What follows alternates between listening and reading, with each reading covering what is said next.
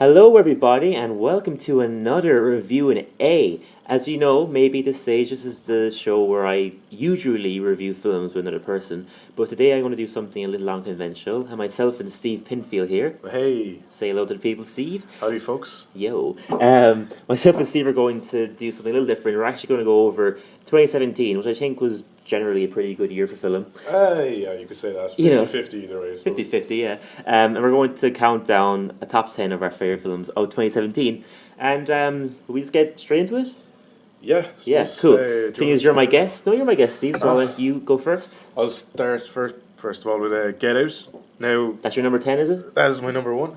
Oh, you're going for okay. I have to go back down to 10 now. Alright, I'm going to do the other way. Right. My number 10 is Dunkirk. Your number one isn't known now. I know, yeah, everyone knows it is, but sure, Dunkirk, and I'll give my reasons. Okay, 10 is Dunkirk, yeah. Dunkirk, because I'm a fan of Chris Nolan. Mm-hmm. I like the Dark Knight trilogy, obviously, but those aren't his best movies. His best movies are something on the unconventional side, like Memento and fucking Interstellar, and I love Interstellar, we all know that. Oh, I love Interstellar, of course, he did that bloody Inception, Inception's great too, Inception's unbelievable. But I felt like Dunkirk was kind of outside the kind of stuff he does. It was historically somewhat accurate. Mm-hmm. And I've heard reviews from veterans and stuff saying that it was like being back at the battle itself. I'm sure it was a spectacle to see, and it was really cool because I saw it on the Max screen. Yeah. And it was nice to see a great sound and all that. Cool.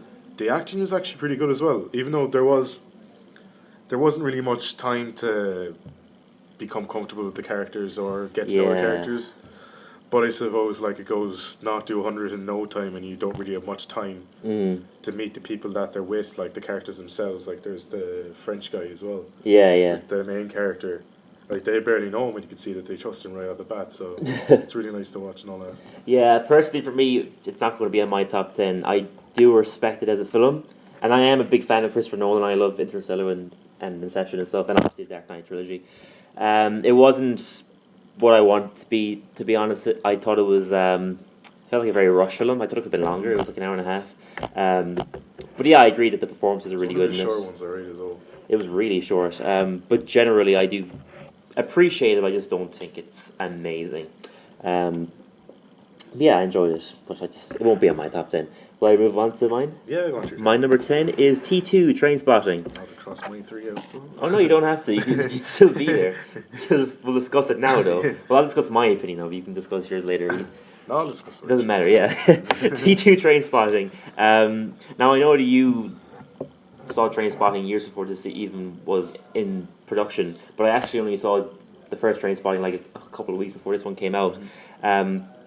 So for me, I thought, and having seen them so close to each other, I thought that this movie expanded on the story made in the previous movie really well, and it just kind of took the whole 20 years later setting and just handled that beautifully.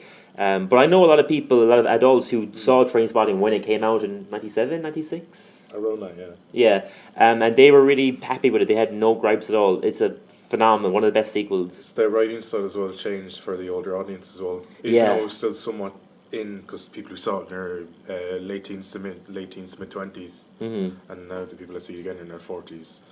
But I enjoyed it as well because I saw that a few years back, like the first one. Yeah. And you can see the style of writing and the style of filmmaking, the actual movie itself was much different to the first one. But it was a great sequel nonetheless. On par, or if not better than the first one. Absolutely. I find it, by like a grain of salt, I prefer the first movie, but just for the setup, you kind of have to like it. Yeah, exactly. Like literally a grain of salt, but I think that they're both really good movies, and they're quite different because a lot of sequels tend to just do the exact same thing that the first movie did, and this doesn't. And T2 is completely different. It's a little funnier.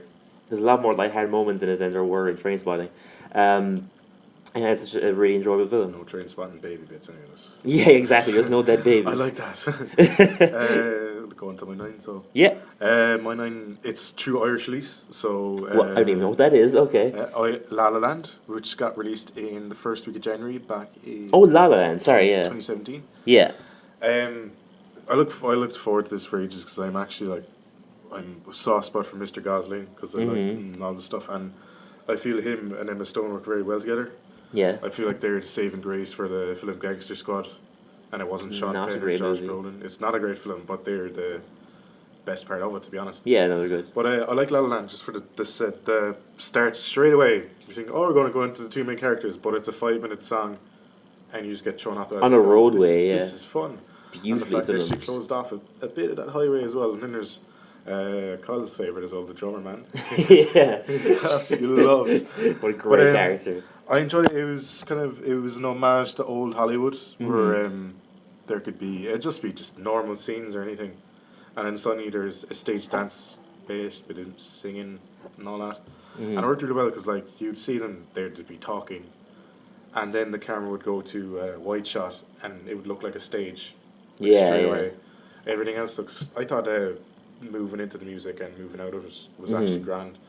And I like the way they went transition from scene to scene. Like it wasn't just like next scene. It was like kind of, you know how you do the slideshows in PowerPoint. Yeah, Like yeah. the opening circle opens up and it's a new scene. I really enjoy that because I felt like Damien Chazelle, isn't it? Chazelle, yeah. Chazelle, yeah. I felt like he was a big fan of like the Fred Astaire type people and the Gene musical Kelly type and stuff, people. yeah. I felt like the transitions from, well, his directing was actually grand. The acting is good. It's good. That's about it. Yeah, I mean, I've definitely seen Ryan Gosling in other films I prefer him in. But I felt like it suited it, to be honest. That's the kind of simple performances. And like I know people complain that it's a musical, they have to be good singers, but I felt it was Giselle going on the character of them. They're not singers. Like Emma Stone's character is an actress, full stop. And Ryan Gosling he's a pianist. Yeah, that's it, full pianist, stop. He's not a singer. But they do have somewhat good voices. Like it suited the songs. I've heard a lot of people say that as well. I don't think that they're bad singers in I it. think the music's fine. I have no issues with either of their voices in The it. soundtrack's brilliant. And they don't sound auto-tuned either. Like, it's not like Beauty and the Beast, which won't be any of our top 10. But, It's not. no, it won't be like Beauty and the Beast where you can clearly hear that Emma Watson is auto-tuned. I didn't even bother seeing that movie. No, okay. It's okay, but it's not on my top 10. But yeah, personally for me, I like La La Land. It's not on my top 10, but I really enjoyed it. There was that whole Best Picture controversy at the beginning of 2017. Yeah, Moonlight did deserve it. I didn't see Moonlight actually, so I can't give an opinion there. But I had a good time watching it. It was a lovely cinematic experience. It was my first time ever seeing a musical like that on the big screen, so I thought it was just really nice. A lot of people disagree, but I do think that it is a really nice homage to those old musicals. Yeah, exactly. And I just want to mention why Moonlight isn't in either top tens. Well, I haven't seen it. I've seen it once through, and it's a great film. Like it's definitely Oscar worthy. But it's just not my type of movie. Yeah, I get That's you. the only reason it's not here. So. Cool.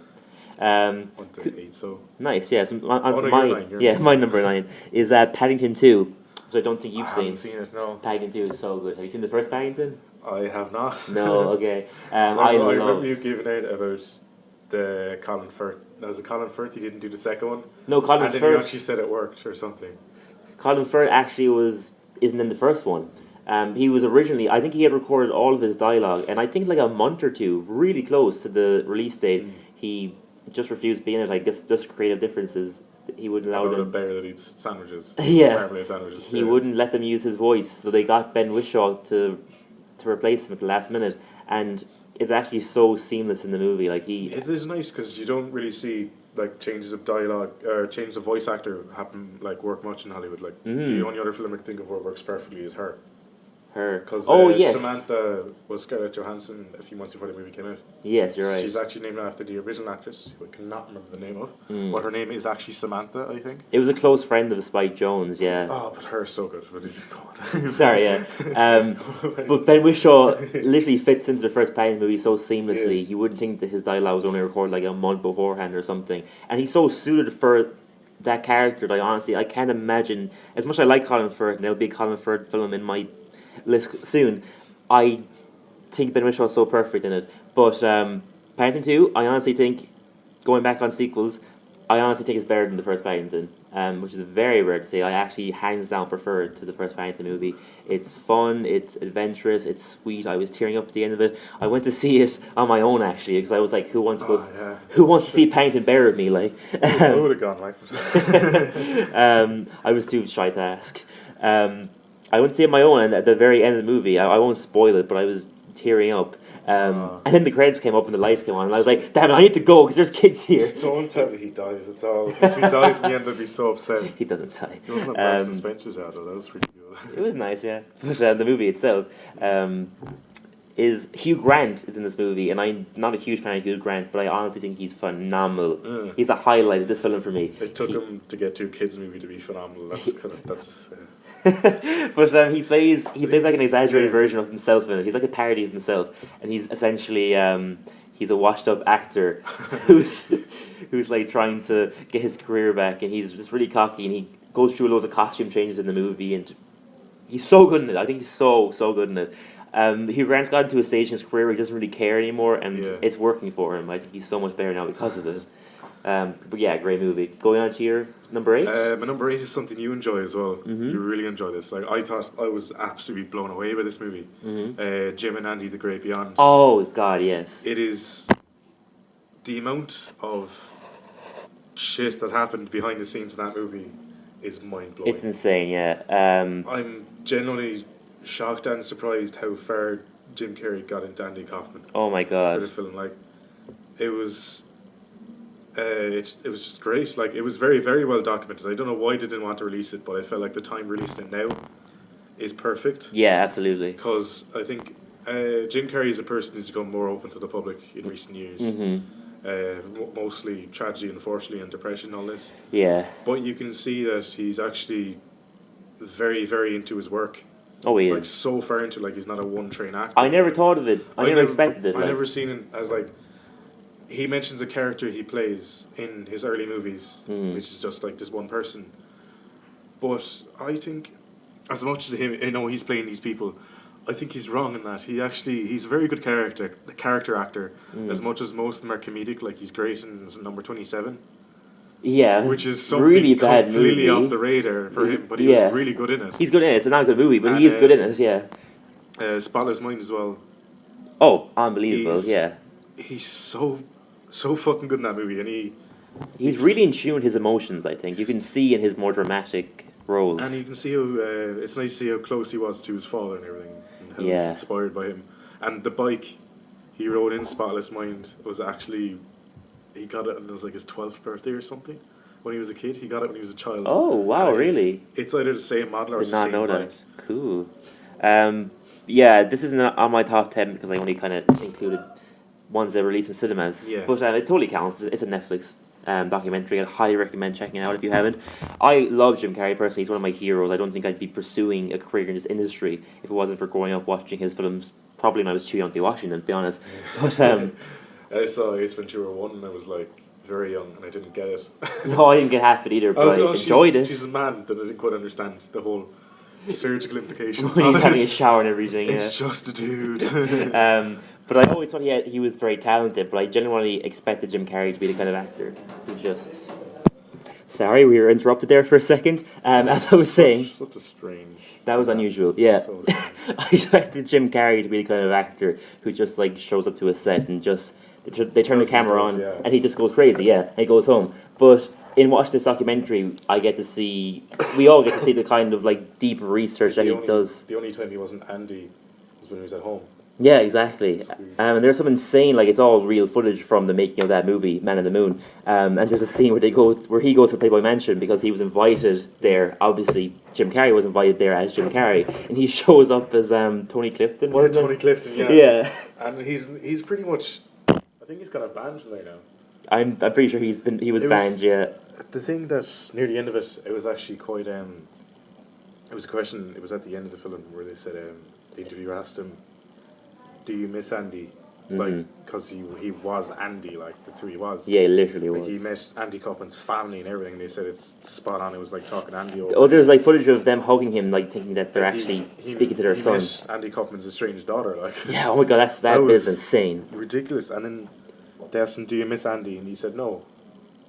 and that's like it's something that you've been this person for Mhm. the most of a couple of months, like, Yeah.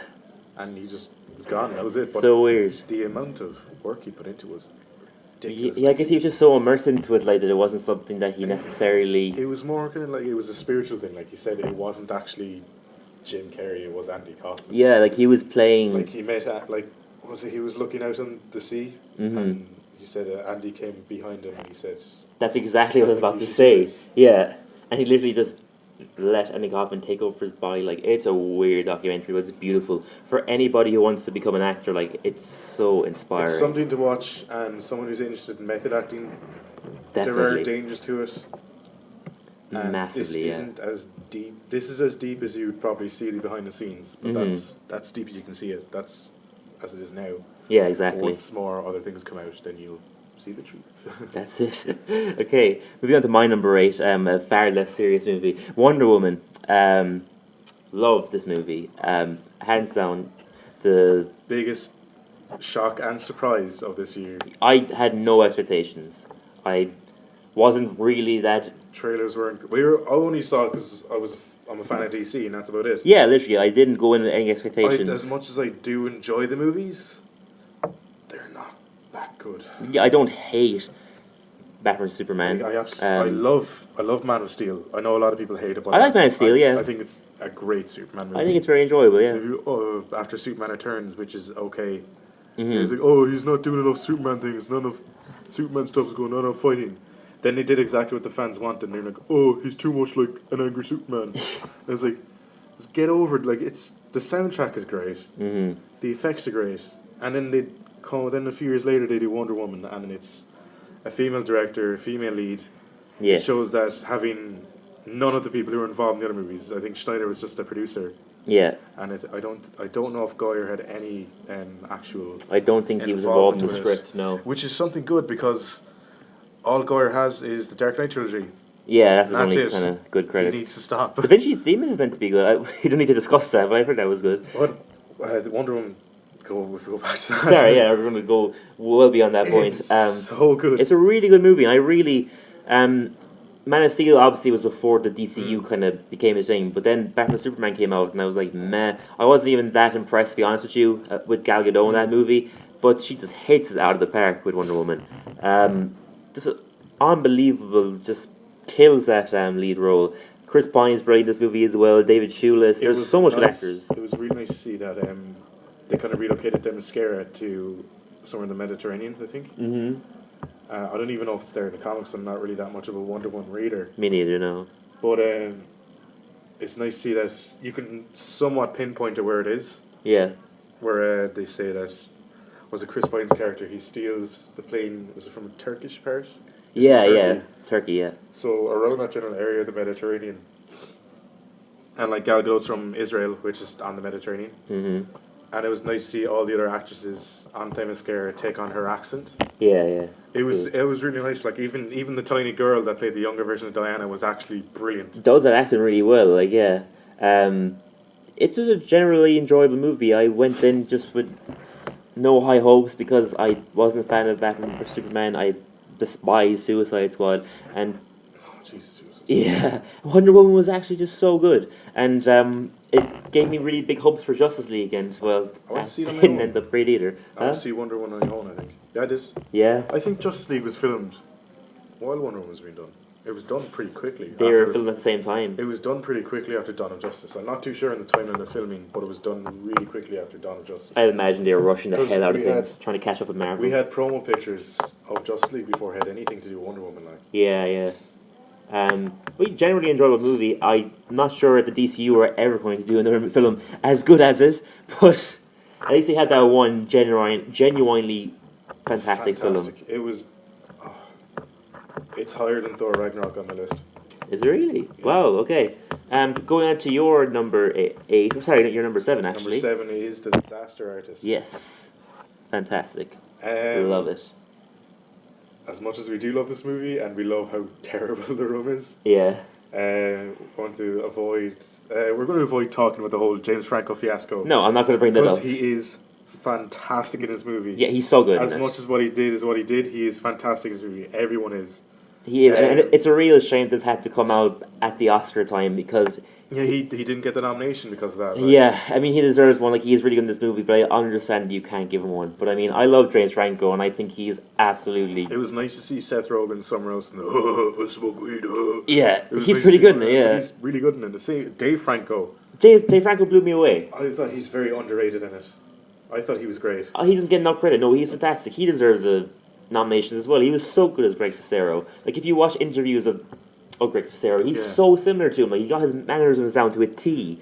It's really fascinating film if you're interested in The Room. Like just finding out how that film was made is just really cool to see. It's explained of the amount of money that's spent on it. It's ridiculous. It's so weird. That bottomless pit in Tommy Wiseau's bank account. Like you could probably do this as a completely independent film with a Sony Handycam.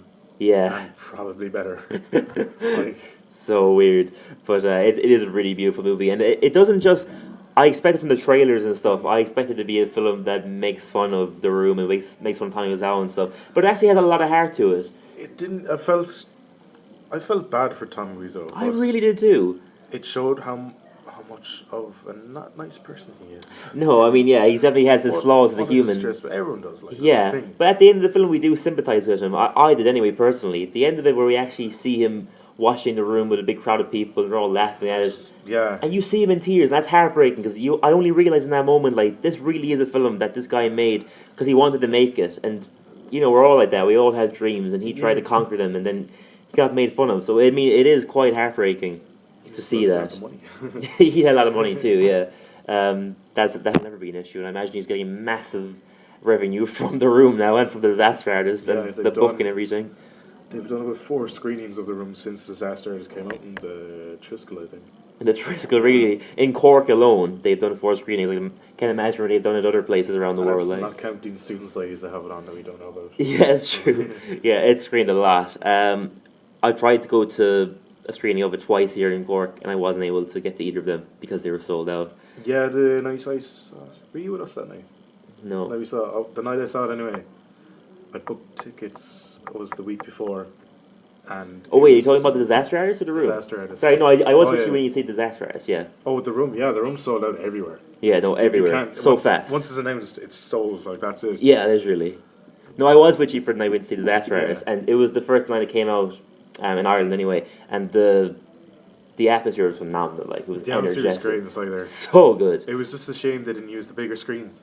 Yeah, they would have sold out. They did sell it out. They sold it out within 2 days, I think. Yeah, but I'm saying even if they got the bigger rooms, they would have sold out. Like, yeah, it's a little bit artsy fartsy. They didn't have like the confidence to give it a bigger screen, but it honestly would have sold out. I guarantee it. It's a really enjoyable film. James Franco writes, directs, and stars in it. Well, he adapted it from the book.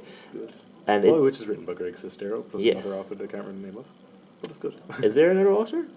There's Greg Sestero and someone else. Oh, okay, did not know that. Zac Efron makes an appearance.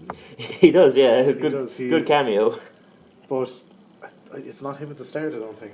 I really don't think it's him when they film the scene. No? In the film, I really don't think it's him, but it's him at the end.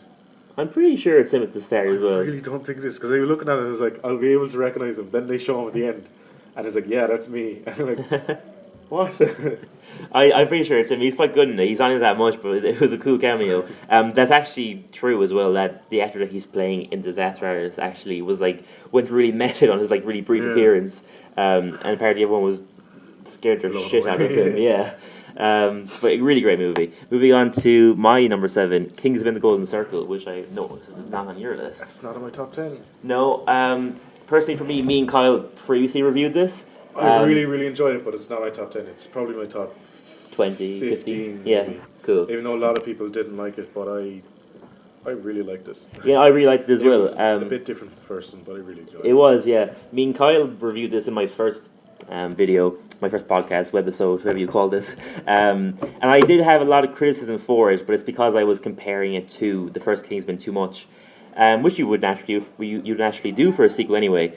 But generally speaking, I do really love this movie. I had so much fun watching it. I saw it a second time, probably a week after we saw it, and I enjoyed it just as much because I didn't go in with as big expectations, and I had so much more fun because of that. It's just a bit too bad that a 5-minute cameo steals the show. Elton John. Elton John. Yeah, he's so good in it.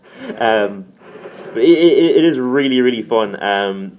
Colin Firth comes back. I'm sure you know that at this stage. I'm sorry if I spoiled He's it. in the trailers. You've seen the trailer. Yeah, you're aware. He's in the posters and everything, yeah. And I was a bit annoyed about that at first because I thought it would ruin the whole storyline of the first movie. But honestly, I loved Colin Firth in it. And I did have some issues with it, honestly. Julianne Moore. Julianne Moore, I like Julianne Moore in it. I didn't, like a lot of actors in it were underused, like Channing Tatum and Jeff Bridges and stuff. Oh, Channing Tatum was just to get people in, I think. Literally, yeah. Even though Jeff Bridges was good. I feel like his screen time was more than enough, to be honest. Really, I didn't think he was enough. Because the statesman didn't exactly really need to be needed in that movie. It was though because they blew up the Kingsman branch. I know, yeah, they blew up the Kingston branch, but he's there for as long as he's needed. Yeah, I guess so. I just personally, for me, I like Jeff Bridges a lot as an actor, and he was one of the biggest parts for me that I was looking forward to in this film, and he just wasn't enough. I felt. Generally, I had issues with it, but I am able to look past that, especially in seeing it the second time, and just had fun watching it. It's a generally fun movie, and it's a stellar sequel, I think. So moving on to your number 6. My number 6 is Thor Ragnarok. Oh yeah. Now I've seen it twice. Me too. I've seen it twice. Yeah, it was genuinely awesome. It's so fun. Taika Waititi nailed it. He really did. And I feel like they're like I don't know if he came to Marvel or Marvel came to him. Probably. But if it's Marvel came to him, I feel like he'll only sign on to it if they had no control. Because I feel like this is definitely, it's like the first Guardians where the director has, let's say, 100% control of what's going on. Pretty much, yeah. And it took him. He said it's the longest shoot of a movie he's ever done. It was something like 90 days. I mean, it definitely. I'd imagine it took longer to make than What We Do in the Shadows and Hunt for the Wilder People. And I felt like the humor was very well timed. Oh yeah. I know some people say that there's too much humor, tries too hard to be funny. I disagree. It's improvised, a lot of it, isn't it? A lot of it's improvised, yeah. It's so obvious that it is, and it's fun. The story with the snake is improvised. The snake? Yeah. I don't remember the snake. Or it's Thor's going, Loki would sometimes turn into a snake and he knew I like snakes. Oh, yeah, so yeah. He'd bite me. Was that all improvised? Yeah, that was improvised. I love that.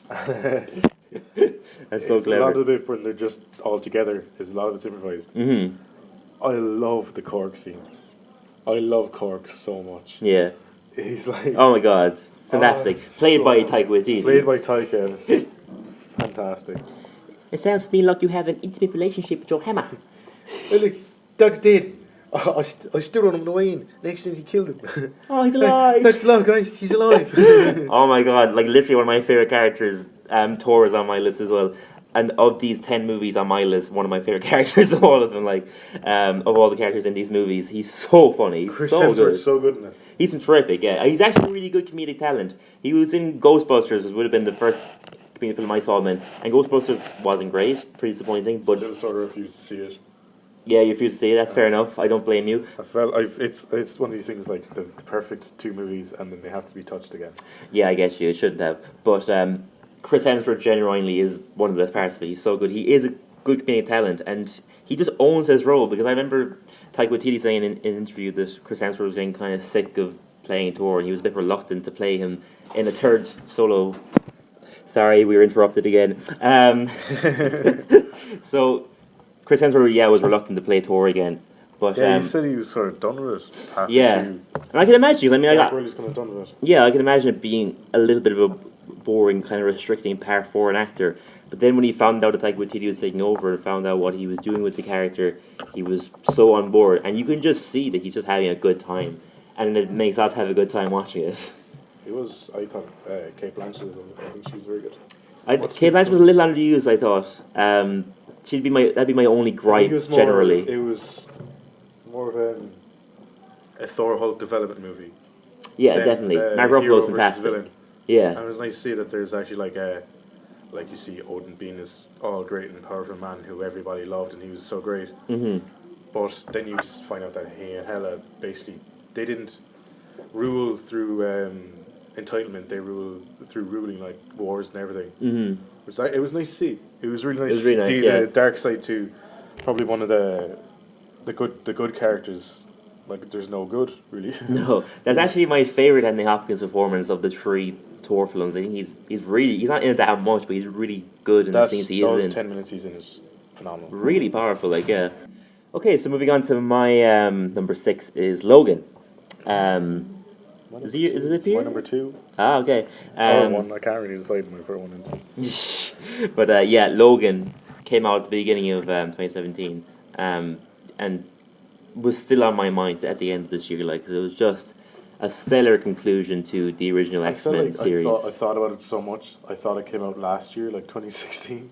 Really? Like, yeah. when I was writing my list, I was like, what came out this year? And I completely forgot Logan came out. Logan came out in 2017, yeah, at the beginning, probably February or something. But Yeah, it was February. yeah.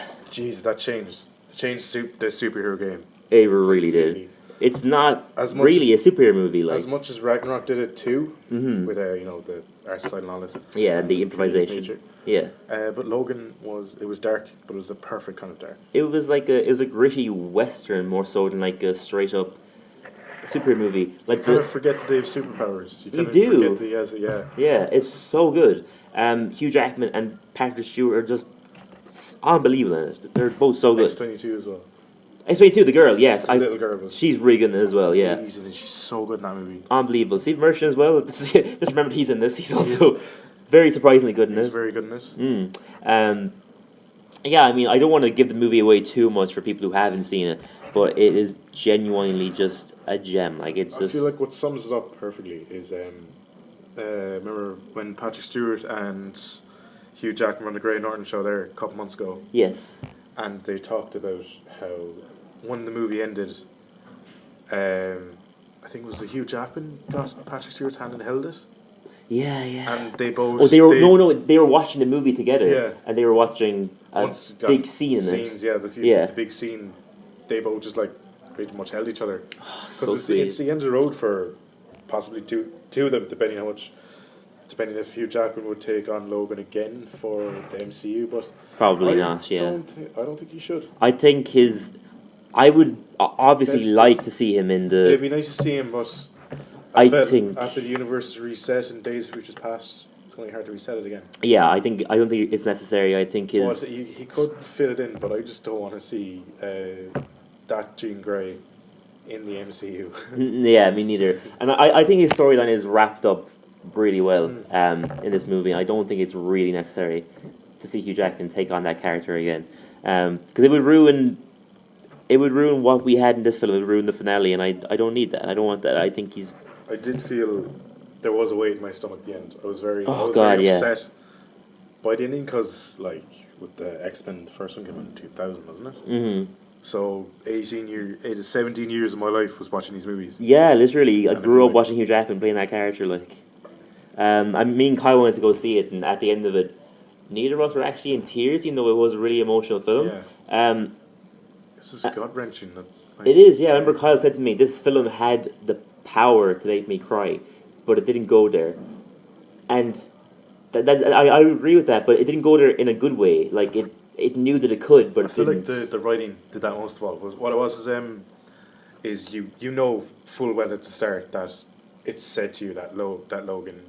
Spoilers, but you should know that he dies. The movie's Okay, yeah. It's out there. The movie's been out for almost over a year. Professor X dies too. Sorry, And, guys. I feel like you know Logan's going to die in the movie, and like halfway through you kind of accept that this is going to happen. And Yeah. there's nothing you can do about it because nothing the characters knew about it. I went in with a general awareness he was going to die. But like. it's written so it's kind of like I can't say like it's completely different to when an old person dies in your family. But like Of course. when you know someone's going to die and in your head like they're so sick they're already gone. Mm-hmm. I felt like that with Logan as well, where it was around halfway through where I just accepted like this is going to happen. Yeah. But once it did happen, it was like a punch to the gut, and I just couldn't break. That was it. Mm-hmm. Because the whole movie you're just accepted. The Literally. whole thing. Yeah. Oh, it's really, really good. We just spoiled it, but You should have seen it. you should have seen it. If you haven't, check it out anyway. It's brilliant. It's out on DVD and Blu-ray. Yeah, check it out. Your local stores or Amazon.com Or iTunes or whatever, yeah. Watch it. iTunes. Don't support Apple. As we record support this on an iPad. Yeah. And my iPod sits right next to it. Moving on to your number 5 then? And number 5 is Baby Driver. Oh god, yes. I love this movie. So good. The car chase scenes are fantastic. Best of any film in my I opinion. feel like my first impression of this movie was Edgar Wright sticking his finger up to Marvel and Disney saying, "Fuck you, I should have done Ant-Man." Yeah. And it's just so good. The balance of action and comedy, and I love the opening song where he's not the opening song, the second song where it's him as the character getting a coffee. Oh yeah, Where yeah, it's all a the good lyrics to the sequence. songs are stuff that's happening in the background, words and stuff. Yeah, so clever. And I How did they I do didn't that? realise Like, until I saw a video essay about it. Mhm. I think it was Channel Chriswell or it was or Nerd Writer. less from screenplay. He's not a video on ages. He hasn't Probably actually. less from no, it wasn't every frame of painting. It might have been one of them anyway. Okay. But I noticed that and I saw it again, and you see like almost every song that plays, you can see what's happening in the background matches the lyrics of the song as well. Yeah. John Hamm's amazing. So cool. I was about to say the performances in this movie. He's Everyone's very really good, but good. he also, for me, I agree, is the standout. He's so good. Blew me away, his buddy. Like, his arc is just unbelievable in this movie. Like, he's so good. At the end, when, you know, his wife, I forget her name, Darling, gets killed because of baby, and he's in the car and that Queen song is playing and he's trying to kill him. It's so beautiful. He's amazing in it. One of my favorite performances of 2017, genuinely. Jamie Foxx was good in it. Jamie Foxx was I felt great. like he made up for Amazing Spider-Man 2. He was good in Amazing Spider-Man 2, though. I think he was. It wasn't a great movie, but I think he was good in it. I really liked Ansel Elgort, Lee James. Controversial to mention, but he is really good in it. Kevin Spacey. Kevin Spacey's great in it. He is really good in He's it. Like, good in everything. yeah, he is. Unfortunate. It is misfortunate, but I think the film, as good as the performances are, the film stands as more of a. My appreciation of it is bigger in terms of the directing and the sound and the editing. It's all just so like clear and pristine and just it's so good. Edgar Wright is amazing, like, and I don't know, he seems to be able to take on every genre and just kill it. Like, if you look at Hot Fuzz, look at Scott Pilgrim vs. the World, and look at Shaun of the Dead. Shaun of the Dead, look at Baby Driver. Those movies are nothing alike each other. Like, he's just able to take on any sort of genre and he just kills it. And personally, that's how I feel about Baby Driver. It's just amazing. The soundtrack is pretty awesome. The soundtrack is so good. I like this movement of the great soundtrack. I like that. Yeah, I mean, I watched an interview before where Edgar Wright actually said that this is like his dream film from such a young age. He's been doing it for so long. It's an idea that he's had since he was like 16 or something like that. He did it in the music video before. Yeah, he did some sort of yeah. similar There's actually story, a great thing. There's an ad for Ireland's Got Talent on TV3. Have you seen the ad yet? No. Where all the judges are in it, and Louis Walsh goes into the back seat where Buddy was sitting. Right. And Edgar Wright saw it and he tweeted saying, I never thought I'd put Louis Walsh into Buddy's character, but it kind of works. Which probably was a joke because I cannot see Louis Walsh pulling off. I can totally see it. Yeah, I'm going to do that. I'm going to kill you because you killed my darling. He would have way better than John Hamm. But yeah, no, Baby Driver is unbelievable. It blew me away. I saw it twice, and I saw them really close to each other the two times I saw it. And I was a little nervous going in the second time that I was going to ruin it for myself, but I actually had just as good of a time watching it the second time. And there's so much that I saw that I didn't see the first time. So many things I would have missed the first time. Like, it's such a fast-paced film. It's really, really enjoyable. So moving on to your number. What are we on now? You're number 5. Are we on my number 5? What's your Oh, you're right. Sorry, yeah. My number 5 is Thor Ragnarok, which we already discussed. So we can actually go straight ahead to your number 4.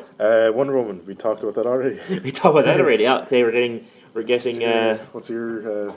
We're crossing each other. Moving on. So my number 4 is the Lego Batman movie. Personally, for me, I think this is better than the first Lego movie. I had such a ridiculously fun time watching it. I didn't have huge expectations, obviously, but it's just such a ridiculously fun movie, and it was so nice to see a film taking this universe, taking, you know, Gotham and Batman and all these other characters, and just having fun with them. We haven't seen something like that in years. In terms of a movie, actually just having fun with these characters. Will Arnett is great as Lego Batman. Michael Cera is a terrific Robin. Ralph Fiennes, who would actually be a good live action Alfred, is a really good Lego Alfred too. Have you seen it? I have seen it. Yeah, I've seen it. Yeah, cool. I did enjoy it. No, I don't know. It's not. I don't think it's as good as the Lego Movie. No, okay, that's totally fine. I think the Lego Movie, I enjoy it more because it's more of a surprise. Yeah, no, I get Like that. something like, oh, the Lego Movie, Mm. and you just immediately think that is an absolutely terrible idea. Yeah, true. Phil Lord and Chris Miller have an ability to take things that sound dumb and just actually make them good. But I did actually really enjoy it though. I like that it showed you that not all evil villains of the Batman universe are actually evil. Yeah, Like there is some sort of family unit. it's really cool. Zach Galifianakis plays the Joker in it as well, who is I also really liked. He played the Joker so well. I loved his Joker. I wouldn't mind seeing a live action Zach Um, Galifianakis as the Joker either. Like, It was nice because he felt like that the Joker needed the Batman, and it was sort of like I wouldn't say lovers quarrel type relationship, but maybe brothers. there was a complication there. Yeah, that was really nice. I remember when I saw it. It was with a mostly adult audience. Mm-hmm. It was like I think it was Will Arnett. It was Batman goes, "No, I don't need you. You mean nothing to me."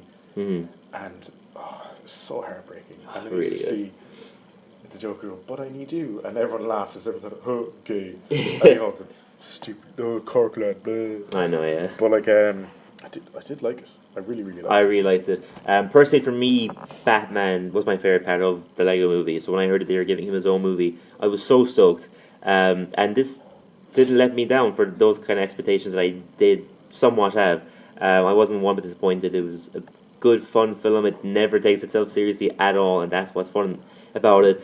It's obviously a fast-paced, crazy, flamboyant animated film, and there's just one joke after another. I've only seen it once, but I'd like to see it again. I got it on DVD at Christmas time, so I look forward to seeing it again, and I'm sure I'll see a bunch of jokes I don't remember. The one thing that movie doesn't have that the Lego Movie has Mm-hmm. is I remember watching every time I watch the Lego Movie, I forget that they're Lego people. Yeah. The You were aware in this one? I was aware, because in this time, even when I saw it in the movie, I was like, for like a few seconds, like, oh shit, they're Lego. Yeah, yeah. And this time I was like, it's Lego the whole time. I feel like the character development was needed for the Batman character, but throwing away everything that happened in the Lego movie.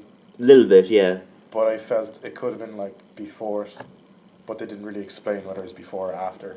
No, they never really say it, do they? I feel like it's before it as well, but like, yeah, it's not stated. And they could have... No, it should be it's character development wise, it's after. Yeah, Story true. wise, it's before. I mean, it's still good though. It's really, Go really see fun. it. Yeah, go see it. Moving on to your number... What number are we on now? 4, is it? Well, we just did Number Lego. 4, yeah. No, we just did 4, didn't we?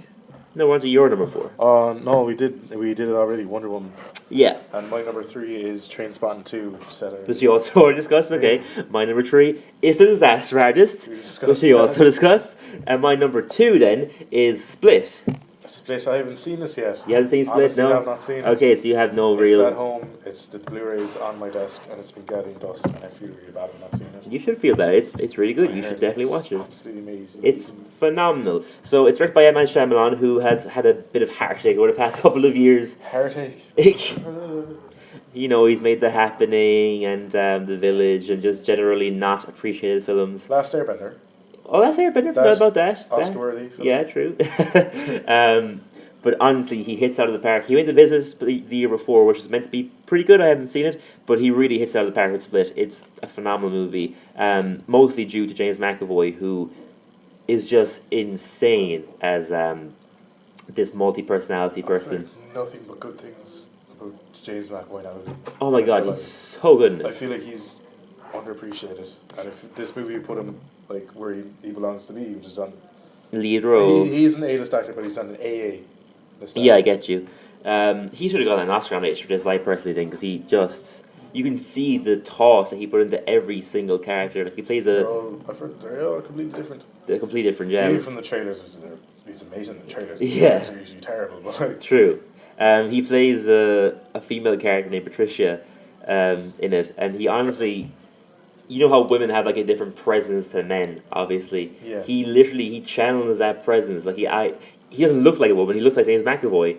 But I can I felt like I was watching a woman on screen. Just the way that he was channeling that character, like he's just unbelievable. He plays a 9-year-old as well at one point, and he just has, he's taller than a 9-year-old. He doesn't look like a 9-year-old, but he has some sort of thing that he does in the performance that actually convinced me that I was watching a 9-year-old. He's so good in it, and he's the main reason why it's my number 2 favorite film of the year. So, what is your number 1 then? You definitely didn't say it earlier. We mentioned Logan, so we can skip that. Logan's your number 2. Sorry. Yeah. We mentioned already, so like number 1 is decided. Yes. What's your number 2? Or have we gone over it already? My number 2 is Split. Yeah. Oh yeah. My number 1 is Get Out. Get Out. Yes. Which you mentioned earlier. Yeah, gave a spoiler. I haven't seen Get Out, so same issue that you had with Split just there. I don't have anything to say about it. It looks good, and I look forward to seeing it. It's fucked. Yeah. That's it in short. It's unbelievable. The acting in it is just phenomenal. I think, like, obviously the director he's a very comedy actor. Jordan Peele, yeah. Jordan Peele, yeah. The thing with... and everyone's like, oh, what are you doing writing a movie like this? And I saw the trailers and everything. I only saw it I only saw it on Christmas Day, actually. Oh, really? So, fairly recently. What a nice Christmas movie. Yeah, it was a very good, great Christmas movie. And actually, it disturbed me because, like, I can't say much about it now because there's so many plot twists. Yeah. The story is fantastic. It's creepily scary. Like, it's more kind of situation scary where these things could happen. These things do happen. All this. It's not like slapstick. Oh, someone's gonna die and all this. Like, right. Some could douchebag with a knife. But Daniel Kaluuya, definitely mispronounced his name. Probably. He's amazing. He's the main character. I think he's in Black Mirror. Yeah, that's what got him this role, was Black Mirror. And then it said there's a scene in it where it's the teacup scene, which some people that have watched it. Mm-hmm. There's a bit where he said it how he got his audition for it was they did that scene, so they're reading it and he's just sitting there and he's completely like still. Yeah. Because he's paralysed in the scene. Okay. And because he's been hypnotized. It's in the trailer, yeah. It's in the trailer and all this, and the one tear goes down his side. And his face is just completely, like, paralysed. Yeah. And it's Jordan Peele, isn't it? Uh-huh. The director here. He said, all right, let's do it again. So they did the scene again about 4 times. Saying, I can never be able to do it again. And he did it again, and each time was better and better. Like the team really? came earlier, it came on the same word then on each take of the film. Wow, cool. And he went out, and they're like, good, we'll get on to you as soon as we can. And so he's waiting outside the audition after. Yeah. Waiting for his Uber or taxi. Mm-hmm. And Jordan Peele comes out saying, "Oh yeah, you pretty much got it," like at the audition, and he completely forgets about his Uber, and he just starts walking down the street, and he's on the other side of Los Angeles, and he has no idea where the fuck he is. Wow. He got lost after his audition, and I felt like the level in which you can just sit there and just hit it on the mark right on the bat. Yeah, it's just, like, and you so much good acting. You can see that from his performance in the movie as well. Obviously, yeah, didn't let down. And there's his friend in the film. He's not in any trailers. His friend steals the show because it is just so fucking funny. Okay, there's comedy in it, alright. There's comedy. There's a lot of comedy in it, and it's just hilarious. This guy's like, someone's girlfriend was like, this bitch is crazy. And this is constantly said like she wants to fuck the man. And like this, and it's so good. Like I really can't recommend this movie enough. Like, yeah, I will definitely check it out soon. Definitely one of the highlights of 2017, to be honest, because the trailer was awful. It wasn't a great trailer, no, but I had no expectations for it at all. I hadn't seen it, but it didn't look good to me from the trailer. But I was so surprised when I saw the phenomenal reviews it was getting. It had 100% on Rotten Tomatoes for a while, and yeah, I really look forward to seeing it because it's clearly like a very unconventional trailer that deals with race and stuff like that, and it's a different story. And you can see that Jordan Peele is taking a completely different career route that we would have expected from those sketches he did with Michael Key. He was rated for up to 8 years, I think. 8 years, really? Okay. He wrote it when Obama got elected president. 2008, I think. 2008, yeah. Wow, that's a long time. That's like 10 years. The premise of the film, it's in interviews and everything. Yeah. Where it's like he wrote about pretty much the Obama generation of America. Mm-hmm. They're like, oh, we've got a black president. We can't possibly be racist anymore. The country's still racist. Yeah. And that's it. That's and true. obviously they got the dark path now. Let's skip on. Okay. I look forward to checking it out. Obviously, it's your favorite film of 2017, so that is giving me even bigger expectations for it. So I look forward to seeing it. So moving on to my number one, and we're going to wrap it up because we already spoke about it. But it's Baby Driver. Just very quickly, I will just say again that I think it's such an unbelievably good movie. To me, I think it's perfect. I think it tries everything it tries to do. It does extremely well. It does. The driving scenes are amazing. The performances are outstanding. The music in it is all beautifully placed. I honestly have no problems with it. I think And it's so good. between, The relationship between Baby and Lily James's character, whose name I can't remember. Oh, that's gonna bother me. but it was nice, like love at first sight. Yeah, it's a really. I would have expected that story to be a little bit boring. Like it would have been the. I thought it would have taken away a bit of it from it, but it actually It really doesn't. Yeah. it's a very good mix of it. Like I'm Edgar Wright. The only movie I could see with any possible romance that he's done was Scott Pilgrim. Mm-hmm. And that was just a weird romance. Like, Very weird. Yeah. but this seemed natural. It's natural, but it's also not cliche. It's really enjoyable. And speaking of Edgar Wright, to finish up, you should all watch Spaced. I actually haven't seen Space myself. So good. If you're any bit like a 90s kid or grew up with 90s culture in your life, just watch it. Seriously. Yeah, I definitely enjoy it. Before we wrap it up, I'm just going to give an honorable mention to two movies that I really like. That sadly weren't able to make it on my top 10 because it was a good year for film. But War for the Planet of the Apes and The Great Showman were two movies I absolutely loved. And I was a little sad that I couldn't bring on the top 10, but I just preferred the other films, honestly. But they're really, really good movies. And Greatest Showman for me as well, and Spider-Man Homecoming as well. Yeah. Because as soon as Marvel announced they're going to do their own film, my expectations dropped.